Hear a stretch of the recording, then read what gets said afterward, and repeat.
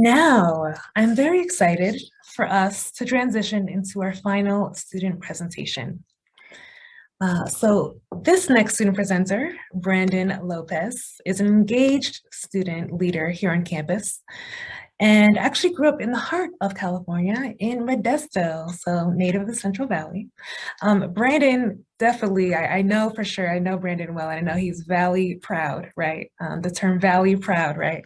And he's extremely excited to call UC Merced his home. Brandon is a second year, first generation Chicano, majoring in mechanical engineering. He's currently involved in UC Merced's Yosemite Leadership Program and the Leadership and Service Living Learning Community.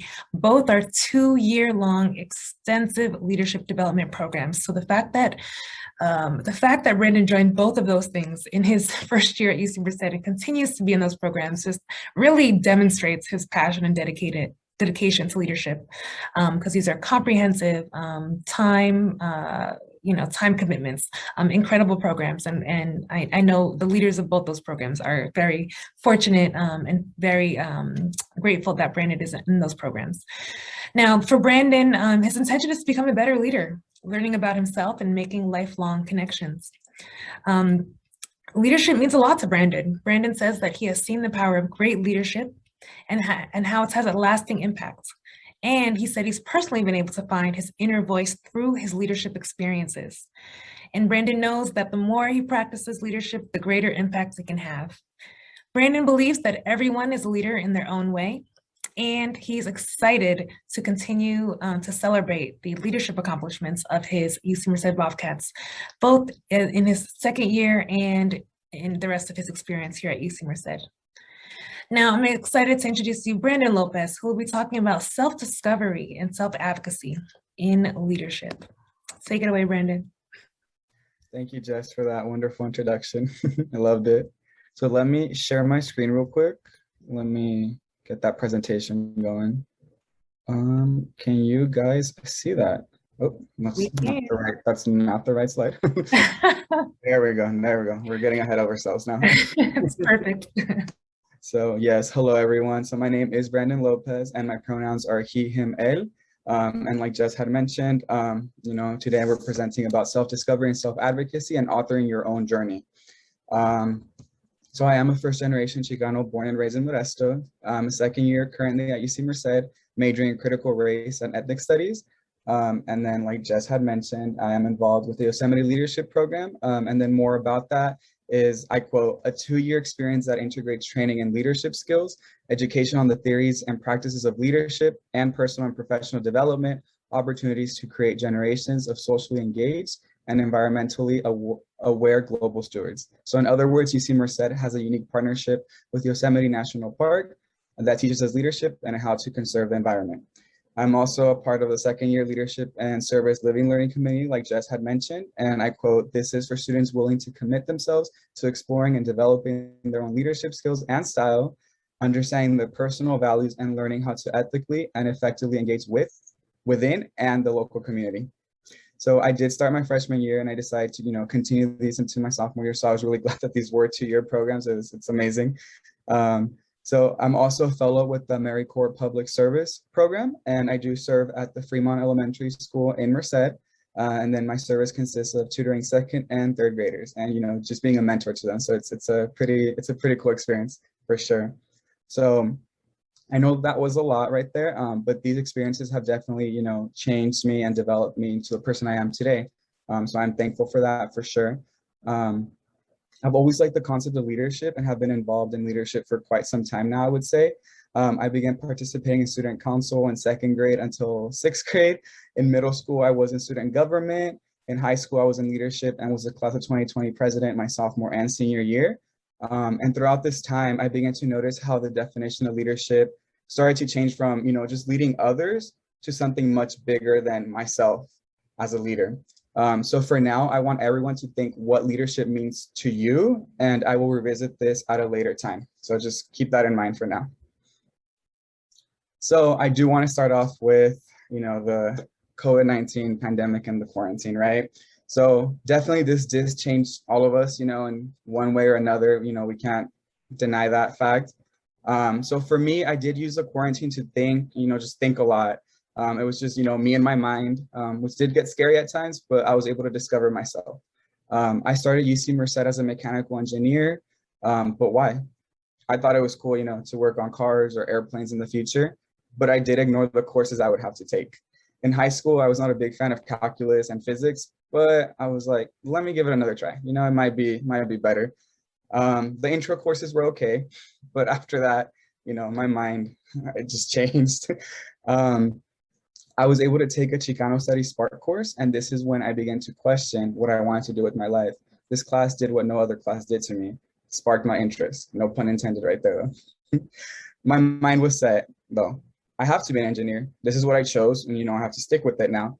So I did just that and continued this pathway. However, in the back of my mind, Chicano Studies was, just lingering there, that thought. So during my first year, now this is the second part, my bad. So during my first year of college, I was still working my summer job from 2 years ago. So that's definitely that was more than a summer job right there. And that was tough for sure.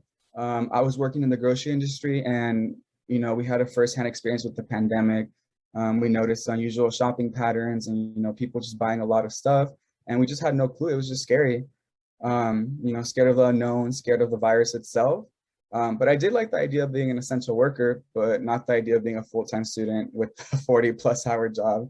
It was tough. But again, I pushed through. As the pandemic slowed down, I did begin to realize how mentally exhausting and emotionally exhausting it had become, working in that environment. Don't get me wrong, the job was simple, but it was 2 years too long already. What did I do? I kept working. However, leaving was in the back of my mind as well. So then I want to talk about one of my favorite artists. Her name is Kali Uchis, and she is a Colombian American singer and songwriter who puts out, beautiful music, and lyrics. Her lyrics have inspired me to do things that I never thought I'd do. Why? Because of the fear of doing what I wanted to do. One of her songs says, "Hay que hacerlo sin miedo, la vida es una," which means do it without fear, there is one life. This had me thinking, is it time to do what makes me happy? And like she said in another one of her songs, "En este mundo solo vengo de visita," or in this world, I only come to visit. With that in mind, I chose to do what my heart wanted. So I did hesitate, to put in my 2-week notice, but it just felt so good having it typed out and printed. I was having second thoughts leading up to the day I was turning it in, but I made sure to put it, I made sure to go through it, and this is what I had to do.